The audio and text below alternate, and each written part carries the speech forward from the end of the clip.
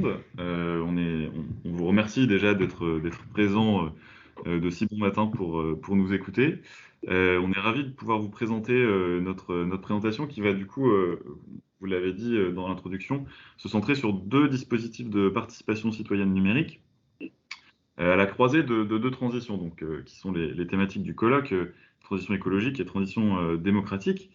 Donc le premier dispositif, c'est, vous l'avez dit, la Convention citoyenne pour le climat, qui, pour rappel, est un dispositif de participation qui a été lancé en 2019, qui visait à rassembler 150 citoyens tirés au sort, 150 citoyens et citoyennes tirés au sort, avec un mandat précis, donc, qui se réunirait 7 week-ends, et avec pour mandat de réduire, de faire des propositions pour réduire de 40% les émissions de gaz à effet de serre en France d'ici 2030. Donc un mandat assez important et surtout un dispositif qui a eu beaucoup de visibilité médiatique en France, éventuellement aussi un petit peu à l'international, sur le sujet de l'écologie et sur le sujet de l'innovation démocratique, comme on peut l'entendre parfois en sciences politiques. Et le deuxième dispositif, c'est le dispositif du jour d'après, qui a été, en fait, qui est une plateforme de participation numérique qui a été lancée par des députés, députés de l'Assemblée nationale française, qui visait, juste après le premier confinement de l'année dernière, à cause du Covid, à se projeter en fait dans le jour d'après et à faire des propositions qui permettent d'envisager un avenir un peu plus souhaitable. En tout cas, c'était le- l'objectif de la consultation.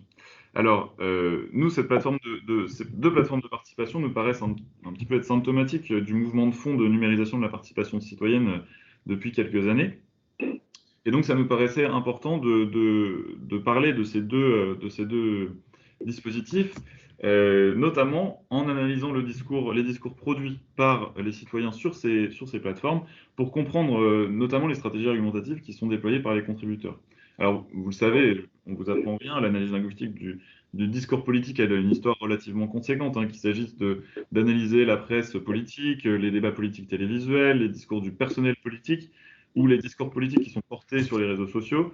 Il y a beaucoup d'études qui existent et qui d'ailleurs démontrent l'intérêt d'une analyse des discours centrée sur le discours politique. Et du coup, dès qu'on s'interroge sur la participation des citoyennes et des citoyens dans des arènes politiques numériques plus institutionnelles, c'est-à-dire encadrées, commanditées par les pouvoirs politiques, là, la littérature est quand même un petit peu plus réduite, même s'il y a un numéro récent de Statistiques et Sociétés qui défriche le sujet en s'intéressant au cas particulier des Gilets jaunes et du grand débat national en France en 2019.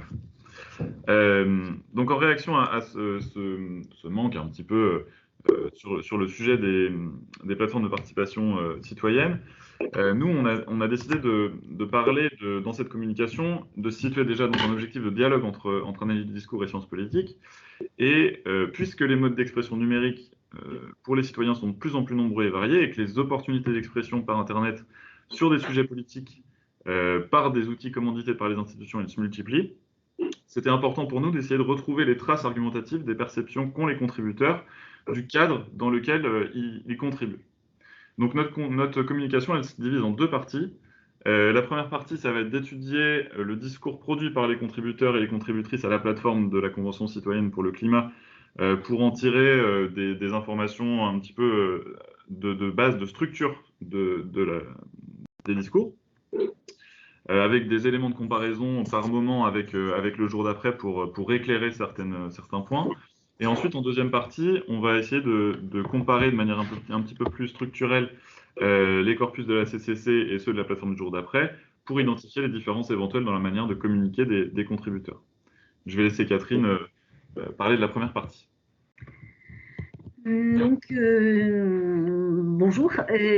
De manière très simple, déjà, le point de vue que l'on a adopté, ou du moins le mien, en tant que TALIS, donc traitement automatique des langues, c'est un point de vue assez naïf, qui est un point de vue de citoyen, sur mes attentes, qui était fondé sur mes attentes de ce type de plateforme sur ces thèmes-là. Donc déjà, pour présenter un peu les choses, le corpus, là on a deux extraits de chacun des deux corpus avec une contribution. Donc, vous pouvez voir déjà, par exemple, là, on va dire des incorrections ou enfin c'est des choix, ce ne sont pas des coquilles, manque d'apostrophes, des fautes d'orthographe, donc qui vont un peu complexifier ou compliquer le traitement automatique de ces contributions. Donc, de manière plus numérique, le corpus, nous avons dans la première partie, donc les 6 premières cases, ce sont les sous-corpus qui composent la Convention citoyenne pour le corpus de la Convention citoyenne pour le climat, qui a été divisé en 6 thèmes, consommer, se déplacer, se loger, se nourrir, travailler et produire, et tout le reste, donc qui est dans autre contribution. Et puis le jour d'après, donc le corpus du jour d'après, ce qu'on a considéré comme intéressant pour les décrire, c'était le nombre de contributions, la taille en token, donc c'est une unité lexicale qui est utilisée en traitement automatique des langues, et donc le ratio là, du nombre de tokens par contribution qui donne un peu une idée de la longueur des contributions, qui est quand même assez différente entre la plus faible, 129 tokens, pour se nourrir, et puis la plus importante qui se trouve dans le jour d'après, enfin, en termes de moyenne, hein, le jour d'après qui a des contributions qui font en moyenne 152 tokens. Et à titre d'exemple, les 2 contributions différentes avaient pour la première 215 tokens et la deuxième 121.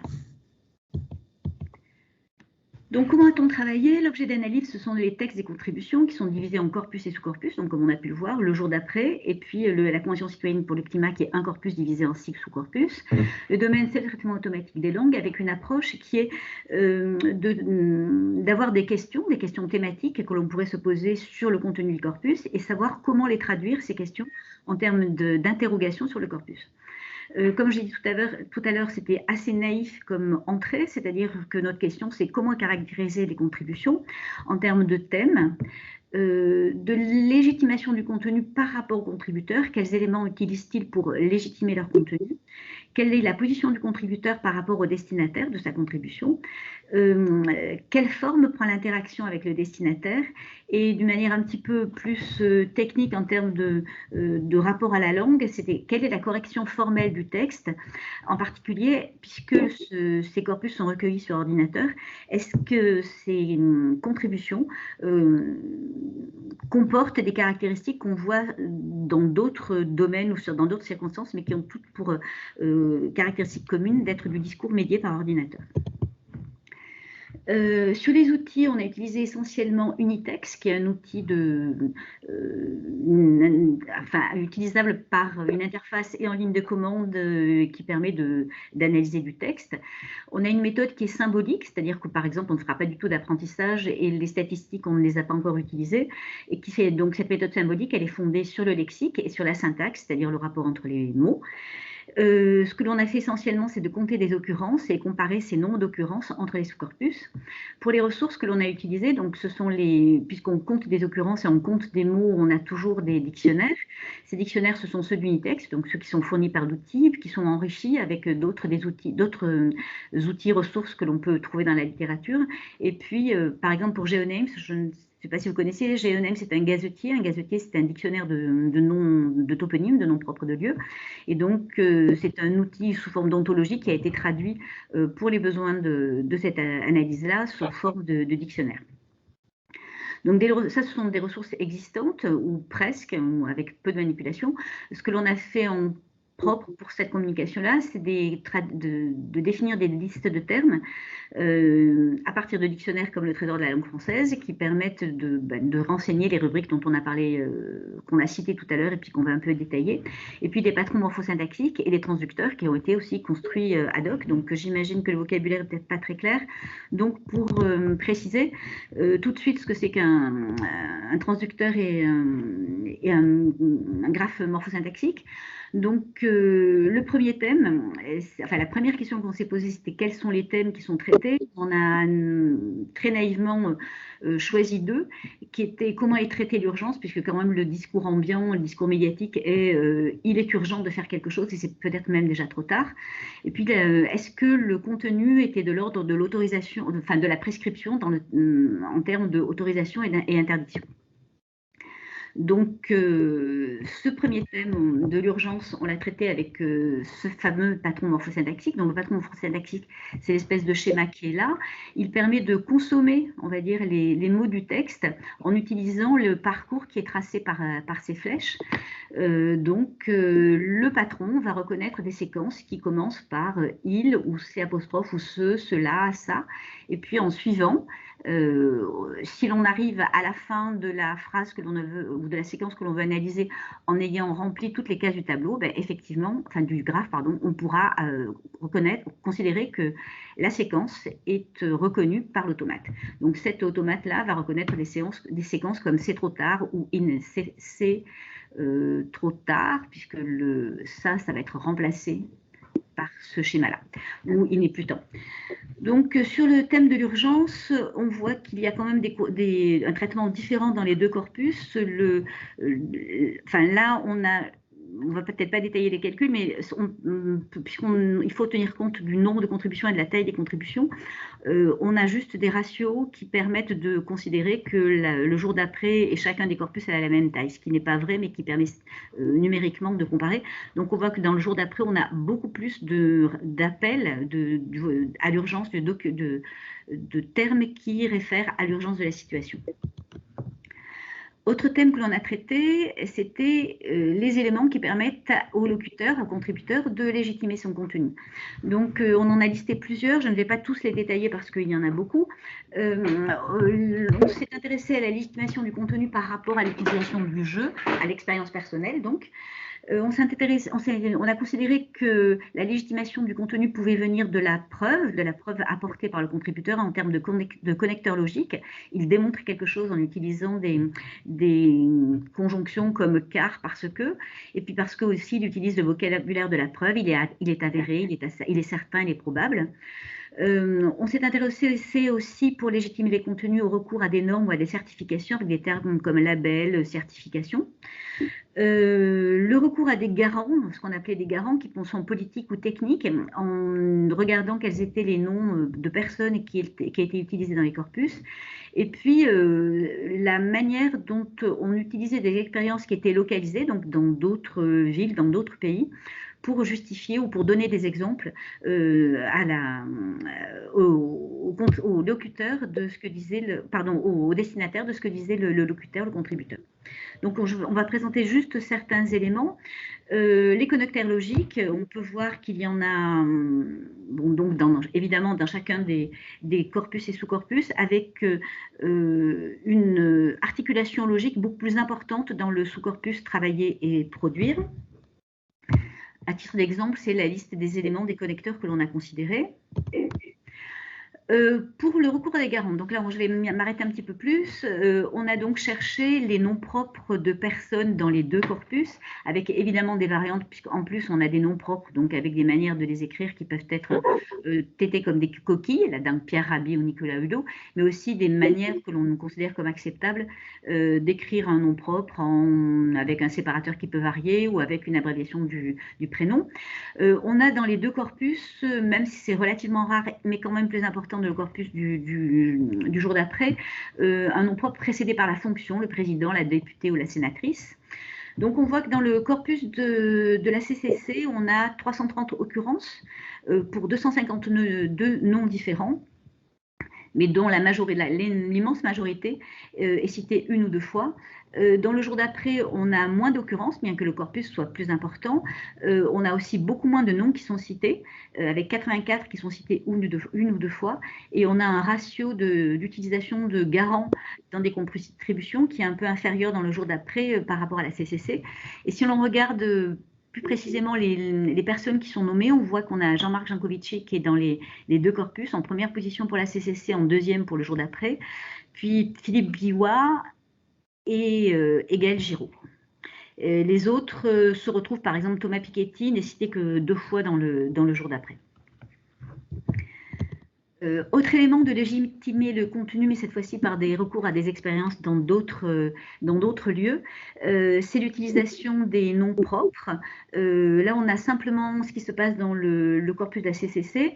On voit qu'on a une immense utilisation de l'Europe sous ses différentes formes, l'Union européenne, l'UE.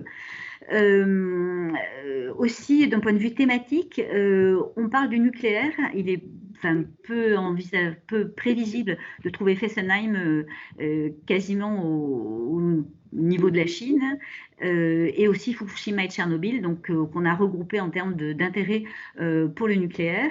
Et puis la Suisse qui arrive très très tôt et qui est considérée comme une expérience souvent à suivre pour plusieurs thèmes, le tri des déchets, la fin de vie, les transports. On va un peu accélérer parce qu'on est un petit peu en retard. Donc, les éléments qui nous ont intéressés étaient la position du contributeur par rapport au destinataire, la manière dont il se situait. Est-ce qu'il parle de lui ou est-ce qu'il se parle au nom d'un groupe? Et est-ce qu'il s'adresse directement au destinataire en utilisant le pronom personnel de la deuxième personne? La forme de l'interaction, donc des injonctions, est-ce qu'il utilise des injonctions, des questions, des conseils? Est-ce qu'il est dans le domaine de la capacité, de la croyance, de la nécessité ou de l'espoir? Et d'un point de vue un petit peu plus linguistique, on s'est intéressé à la correction formelle du discours, d'un point de vue typographique, avec l'utilisation de majuscules ou sur l'utilisation des mots inconnus. Donc, les majuscules, ça fait partie des utilisations dans le discours médié comme quelque chose qui sert à insister, à mettre en valeur ce qui est écrit, la séquence. Donc, on a des exemples qui sont issus des corpus, qui sont donc écrits en majuscules. On voit que le discours dans le jour d'après utilise beaucoup moins cette typographie en majuscules qu'on a interprété comme, puisque dans le jour d'après, on s'adresse à un élu ou à une élue, on sera plus précautionneux, plus respectueux que dans la CCC où l'on utilise d'une manière plus massive ces espèces d'interpellations sous forme majuscule. Dernière chose sur les mots inconnus, donc je vais aller un peu vite, bien un peu vite. Donc, qu'est-ce que c'est intéressant? Qu'est-ce qui est intéressant dans ces mots inconnus? C'est qu'ils montrent qu'en fait, pour s'exprimer, les contributeurs ont besoin d'utiliser des termes non propres et non communs, mais beaucoup non communs qui n'appartiennent pas au vocabulaire courant ou du moins au vocabulaire normé de référence. On a donc des procédés de construction des mots inconnus qui sont bien répertoriés dans la littérature, donc il n'y a rien de nouveau là, de ce côté-là. C'est l'interprétation qu'on va en faire. On a beaucoup de mots inconnus, hein, puisqu'on en a 504, pardon. On en a plus de 10 000, là je ne l'ai pas noté. Ce que l'on note quand même, c'est que beaucoup sont peu utilisés, mais certains le sont beaucoup. Et c'est beaucoup, là comme le terme de permaculture, qui existe qu'on connaît bien, que l'on comprend dans le vocabulaire courant, mais qu'on ne trouve pas dans le dictionnaire. Décarboné ou réparabilité devrait être intégré dans les dictionnaires, peut-être sous forme particulière, c'est-à-dire un vocabulaire spécialisé qui permettrait d'avoir une orthographe fixée pour par exemple piétoniser, est-ce qu'on double ou pas la dernière lettre. Et c'est pas juste un caprice de linguiste, c'est simplement que si le vocabulaire est fixé, ça permet de faire des recherches à l'aide de dictionnaires d'une manière beaucoup plus facile. Moins de mots inconnus dans le jour d'après, on interprète ça comme un soin, toujours pareil parce qu'on s'adresse à un élu, un soin porté à la typographie et à l'orthographe qui est plus important que dans la CCC, et le choix d'un vocabulaire normé avec moins les mentions lexicales. Alors ensuite, pour finir, il nous reste un peu moins de 2 minutes, mais l'idée c'était de proposer principalement une piste d'analyse en fait en termes de sciences politiques, en comparant les deux corpus sur le point de vue de la différence de discours entre ces deux corpus-là. Je vais passer ça, mais donc la principale ligne d'analyse que j'aimerais bien développer rapidement avec vous, c'est le fait que on retrouve dans les corpus des différences en fait de représentation du destinataire, donc les tirés au sort d'un côté et les élus de l'autre, de la contribution, dans le contenu même de la contribution. Ce qu'on observe par exemple, c'est qu'il y a une grosse différence en fait de présence, d'occurrence entre le je, le nous et le vous entre les deux corpus. On a un petit peu plus de je dans le corpus de la CCC, plus de vous également, mais beaucoup moins de nous d'employés. On a notamment le cas spécifique du vous qui est employé comme injonction, qui est beaucoup plus présent dans le corpus de la CCC que dans celui du JDA.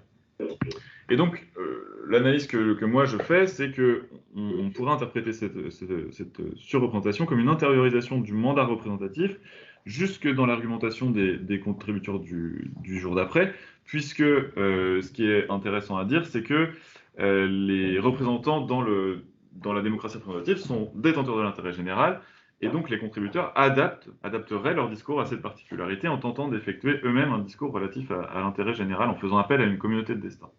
Pour conclure rapidement, ce qui a été intéressant à notre avis dans notre approche, c'est que l'analyse du discours de ce type de dispositif permet de s'assurer que ces dispositifs, qui sont décrits comme des innovations démocratiques, sont perçus comme tels par les participants. Ensuite, ça permet de voir quel type de discours se déploie et quelle matérialité de la participation on atteint avec ce genre de dispositif. On observe donc des différences d'argumentation. Et d'un point de vue de science politique, il est intéressant de multiplier les analyses de discours de dispositifs de participation de ce type pour essayer simplement de renforcer ce type d'analyse et de les élargir. Voilà, on a été un tout petit peu long, mais en tout cas, on est ravis d'entendre vos questions et on sera ravis d'aller un petit peu plus loin aussi dans ces questions-là. Merci beaucoup à tous les deux. On va retourner vers la salle. Je te dis qu'elle est questions. Quelqu'un, il faudrait prendre la place. Oui, je passe. Donc nous avons donc 10 minutes de questions.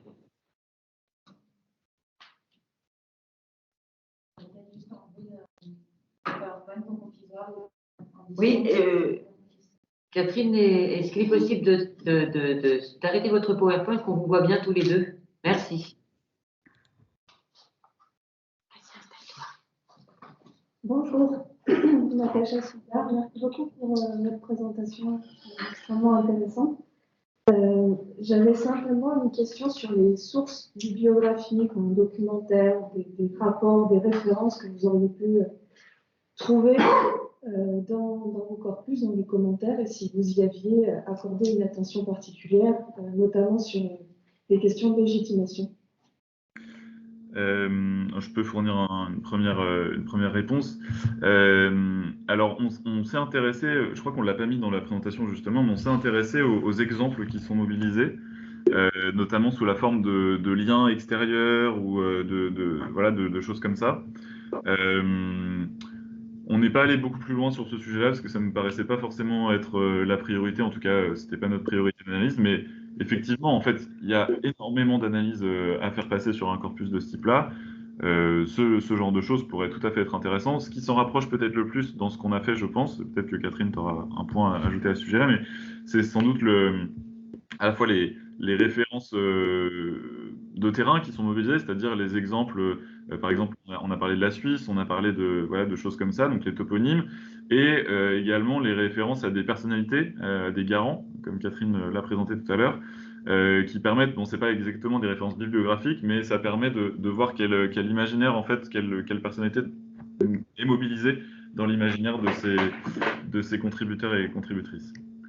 Juste un point, effectivement, la référence, enfin la légitimation sous forme de citation d'un site électronique est vraiment très employé puisque le terme HTTPS, qui ne fait pas partie du dictionnaire, est le mot inconnu le plus utilisé dans l'ensemble des deux corpus. Merci beaucoup.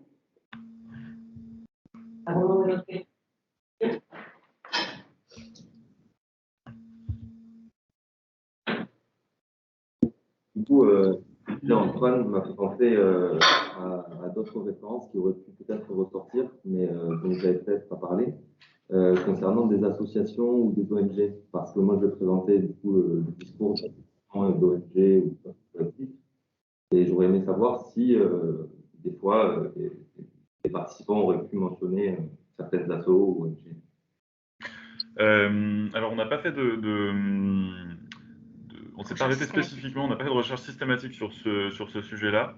C'est ajouté effectivement à la liste, c'est une très bonne idée, on va le prendre. Après, bon, moi, de par mon travail aussi dans l'entreprise Open Source Politics, qui a travaillé plus spécifiquement pendant la période de la Convention citoyenne sur le climat, pour faire des synthèses en fait de ces contributions, moi j'ai plongé un peu plus dans le corpus. Et de mémoire, bon, du coup, c'est vraiment une intuition personnelle, c'est pas une recherche systématique, mais de mémoire, il n'y avait pas tellement d'ONG qui étaient mobilisées, en tout cas pas prises comme référence par les contributeurs. Par contre, ce qu'il faut savoir, et ça faisait pas partie de notre corpus, mais donc il y avait sur la plateforme externe pour nourrir les 500 tirés au sort, pour nourrir de contributions, il y avait les contributions des individuels, des personnes individuelles, donc que nous on a étudiées, et ensuite il y avait une autre partie qui était dédiée aux contributions des organisations. Et donc là, pour le coup, il y a eu beaucoup d'ONG qui se sont mobilisées, que ce soit des syndicats, des ONG environnementales, enfin des choses comme ça, qui ont apporté souvent des longues contributions et qui, moi, je suis assuré, parce que j'ai discuté avec certains citoyens qui m'ont dit que ça avait été très pris en compte dans les débats. Donc voilà, c'est des contributions qui ont été entendues, qui ont été intéressantes pour les conventionnels, quoi.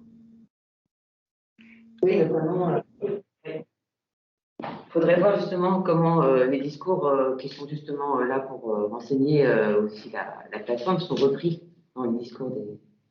Ouais, totalement. Ça pourrait être une bonne perspective de recherche aussi. Je crois qu'il y a une question deux questions de Lucas Francou dans le chat. Pardon, Oui. pour revenir sur la question précédente, en fait, c'est plutôt une demande. Les dictionnaires de noms d'organisation, ce n'est pas quelque chose que je connais. Donc, si vous avez des informations là-dessus, je suis preneuse. C'est-à-dire, si vous avez des listes d'organisations, je veux bien que vous les envoyiez. Je reviens vous voir en face. Merci. Oui, Oui. quelques noms, il y a une liste que je pourrais vous transmettre, bien sûr. Je crois que Lucas avait deux questions. Est-ce que vous voulez les poser Oui, je peux les redire à l'oral en quelques mots. Merci. J'avais deux mini-questions. Donc la première, je voulais vérifier que en fait, vous aviez pris en compte l'intégralité des participations pour chacune de ces plateformes. Et ma deuxième question était dans la mesure où c'est des plateformes où la participation se fait sur de l'autosélection, c'est les gens qui décident d'y aller. Est-ce que vous ne pensez pas qu'en fait, finalement, ces deux plateformes ont été publicisées de manière différente et que ça, en fait, ça peut expliquer une très large partie des différences que vous remarquez, notamment dans l'analyse des discours de l'une et de l'autre? Oui, c'est des questions très pertinentes. Je peux commencer et puis tu préciseras ensuite. Alors, les corpus couvrent l'intégralité des participations pour les deux plateformes. Pour la Convention citoyenne pour le climat, c'est le cas. On a pris l'intégralité des contributions, donc c'est ce que je disais dans la question juste avant. On a pris l'intégralité des contributions citoyennes, donc faites par des personnalités individuelles et pas par les organisations, parce que c'était des structures différentes. Enfin voilà, c'était pas du tout les mêmes types de contributions. Et pour le JDA, par contre, étant donné que la consultation couvrait un spectre extrêmement large de thématiques et pas seulement les enjeux environnementaux, on a pris seulement en fait la thématique qui concernait l'enjeu écologique, qui du coup le vocabulaire employé recoupait le plus en fait celui de la Convention citoyenne pour le climat. Et sur la deuxième question, sur l'autosélection des participants, oui, effectivement, en fait, il y a beaucoup de variables potentiellement qui peuvent influencer la prise de parole sur ces plateformes. Je n'ai pas eu le temps d'en parler, mais il y a aussi potentiellement, bon, on n'a pas eu le temps d'aborder ce point, mais le fait qu'il y ait un vocabulaire de l'espoir qui soit plus employé en fait dans la Convention citoyenne pour le climat, ça pourrait aussi en fait simplement être expliqué par le fait que ça pourrait être un effet dû à la nouveauté en fait du dispositif, puisque étant donné que il est globalement communément admis qu'il y a un sentiment en tout cas de crise de la représentation qui est un peu disséminé dans la population. Le fait d'avoir un nouveau dispositif qui essaye de construire un peu autre chose ou de proposer d'autres modalités de participation et de représentation, ça crée un phénomène d'espoir qui se retrouve dans les argumentations. Ça pourrait être une hypothèse, effectivement. C'est des choses qui sont à creuser pour essayer de voir ce qui est vraiment de l'ordre de l'influence de l'argumentation pure, si ça existe, ou des choses qui sont plutôt des variables sociologiques un peu extérieures, quoi. Est-ce que tu veux rajouter un point, Catherine, ou ça? Est-ce qu'il y a d'autres questions? Dans la salle? Non plus? Encore. Il y a peut-être une personne sur le chat, je ne sais pas. N'hésitez Oui, pas. j'ai une question. Merci beaucoup pour la présentation qui était super intéressante. C'est une question très pratique. En fait, je me demandais si vous aviez des publications prévues là-dessus à venir, parce que ça m'intéresserait énormément d'en lire plus en fait sur vos recherches. Donc, je ne sais pas si c'est le cas ou pas. Merci beaucoup pour l'enthousiasme.